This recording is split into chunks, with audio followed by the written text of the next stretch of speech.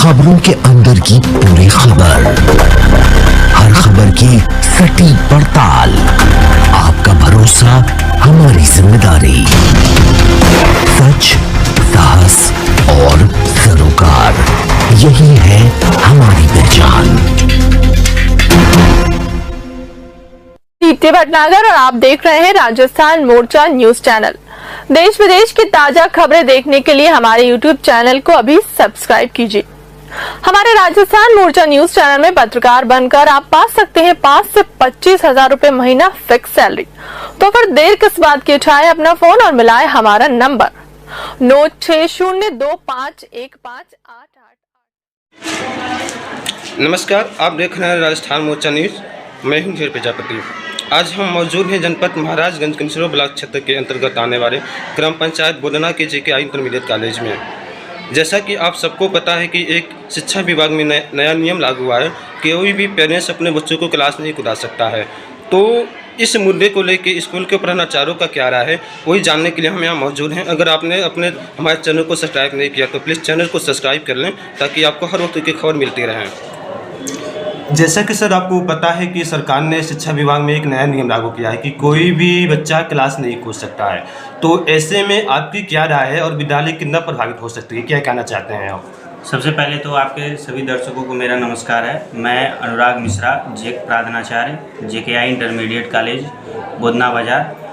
आपने पूछा कि सरकार के द्वारा जो क्लास जंप के लिए जो नियम निर्धारित किए गए हैं, उसमें मैं बताना चाहता हूं कि जैसा कि सरकार द्वारा हर विद्यार्थी का एक अपना पैन नंबर, जिसको पर्सनल एजुकेशन नंबर कहा जाता है, वो निर्धारित किया गया है, जिससे हर वो बच्चा जो कक्षा 1 से लेकर के 12वीं तक अगर पढ़ाई कर रहा है तो उसके लिए वो नंबर होना अनिवार्य है।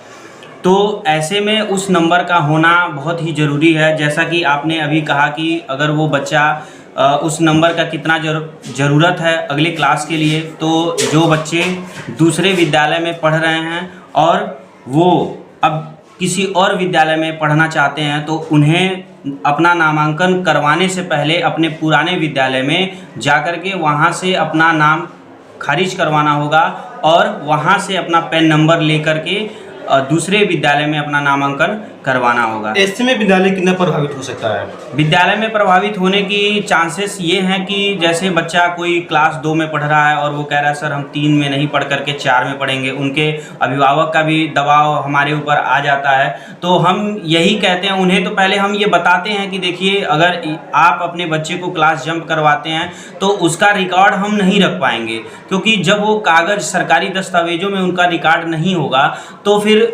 दिक्कतें आ सकती हैं। भविष्य में उसे छात्रवृत्ति की योजनाओं से वंचित किया जा सकता है, या अन्य जो सरकारी योजनाएं जो बच्चों के लिए आती हैं उससे वो वंचित हो सकता है। और दूसरी बात यह है कि बच्चे अगर वो 2 से 3 में जाने के 4 में जाने के लिए कह रहा है, अगर हम अपने यहाँ नहीं कर रहे हैं, तो वो बच्चा दूसरे स्कूल में जा कर के और वो अपना नामांकन 2 के बदले 4, 5, 6, 7 में वो एडमिशन करवा ले रहे हैं। तो ऐसे में आप पेरेंट्स को क्या सुझाव देना चाहेंगे? हम तो अपने पेरेंट्स को यही बताएंगे कि वो अपने बच्चों को क्रमवार किसी भी विद्यालय में अगर पढ़ा रहे हैं तो कक्षा 1 से लेकर के, अगर 10वीं तक विद्यालय है तो 1 से लेकर कंटिन्यू रूप से 10वीं तक के शिक्षा को ग्रहण करवाएं।